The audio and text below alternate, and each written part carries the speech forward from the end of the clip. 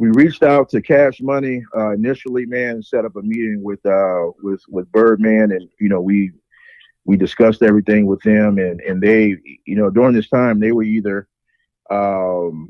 they were either about to go on the Rough Riders Cash Money tour, or they were coming off that tour. It was right around that time, so it really wasn't a good time for them, and so. Our thing was that, I'm in New Orleans. And so I wanted to kind of like reach out to like, people who were major in New Orleans first before I started, kind of reaching Yeah. out to Atlanta or even some of my LA connections. I'm like, okay, let me try to, track down New Orleans people first. So I eventually found someone who was a manager of one of the No Limit artists, and he connected me with another guy named Bobby, Suave Bob, which was the chief financial officer for No Limit Records. And through Bobby kind of took us under his wing, and he was like, "Man, let me get you in contact with Master P's lawyer." And from there, man, we were like off to the races. So we finally set up a meeting with P, and I'm like, man, I'm literally going into like the No Limit offices in Baton Rouge, and I'm pitching, this, I'm like, hey, man, you guys, you had a movie called I Got the Hookup, and I was like, here's your real life opportunity to own, a telecommunications company with,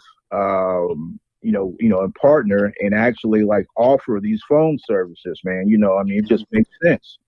And so P invited me out to his house, and he had a house then in Baton Rouge. He had a house in Houston, and yeah, everywhere, man. He had a house everywhere in those days, man. He had Yeah, a house, house here in California. Yeah, he had houses yeah, everywhere. all over the place, man. So he was like, "Look, man, I'm gonna be at my house in Baton Rouge, and let me think about it, and let me try to put together some numbers." And so I said, "Look, man, if I could bring you in for a meeting like with these guys and we partner, I mean, this is going to be a huge thing for me, man. I mean, I explained who I was, and I was, man, I'm trying to like make this happen. And if I'm able to like bring you in and meet with these guys, and you guys do a deal, then like, this could be a win-win for everybody, man." And so, they kind of brushed me off, bro. You know what I'm saying? They kind of little broed me a little bit. Like, who, is this guy serious? Is he for real? Yeah, right. Exactly, man.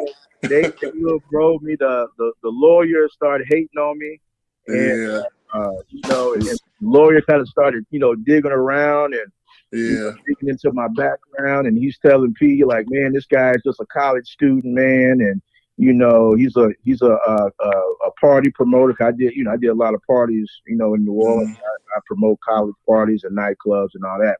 And so he was like, man, this guy's not, he's not really a serious business guy. He's just a young kid. And but P, man, he believed in me, bro. And yeah, literally yeah.